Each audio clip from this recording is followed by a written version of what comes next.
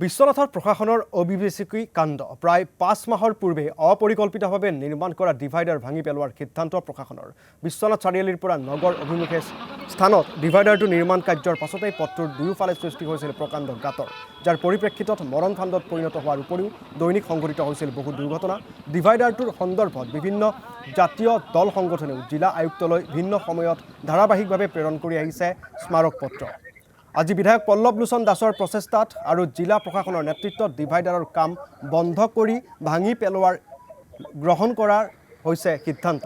লগতে পথটো মেৰামতি কৰাৰো পৰিকল্পনা যুগুত কৰা হৈছে। উল্লেখনীয় যে কাৰ নেতৃত্বত এনেধৰণে অপৰিকল্পিতভাৱে ডিভাইডাৰ নিৰ্মাণৰ কাম আৰম্ভ কৰা হৈছিল তাকে লৈ বিভিন্ন মহলত সৃষ্টি হৈছে প্ৰতিক্ৰিয়া। ৪-৫ মাহ আগতে বিশ্বনাথত এই ডিভাইডাৰৰ কাম আৰম্ভ হৈছিলে।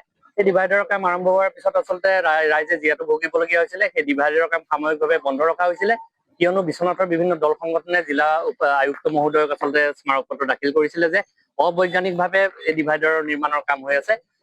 তাৰ পিছত আচলতে ধাৰাসাৰ বৰষুণৰ ফলতে হওক বা বিভিন্ন যান বাহন চলাচলৰ ফলতে হওক এই ৰাস্তাটো বিভিন্ন ডাঙৰ ডাঙৰ গাঁতৰ আচলতে সৃষ্টি হৈছিলে, যাৰ ফলত বিভিন্ন দুৰ্ঘটনা আচলতে পতিত হৈছিলে।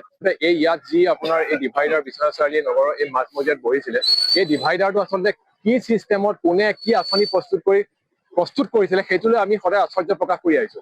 এই মাজত এখন প্ৰকাণ্ড ৱাল এই ৰাস্তাটোৰ মাজত, এনেকুৱাটো আমি ক'তো দেখা আমাৰ চকুত নপৰে।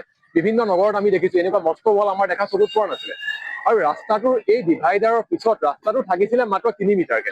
আজি আপোনালোকে দেখিছে সংবাদ মাধ্যমে যে কেনেকুৱা অসুবিধাৰ মাজত মানুহে ইয়াত চলা ফুৰা কৰি আছে। আমাৰ দাবী আছিল যে বিশ্বনাথত এটা স্থায়ী পাৰ্কিঙৰ ব্যৱস্থা নাছিলে, এই স্থায়ী পাৰ্কিঙৰ ব্যৱস্থা কৰি স্থায়ী সমাধান কৰিব লাগে।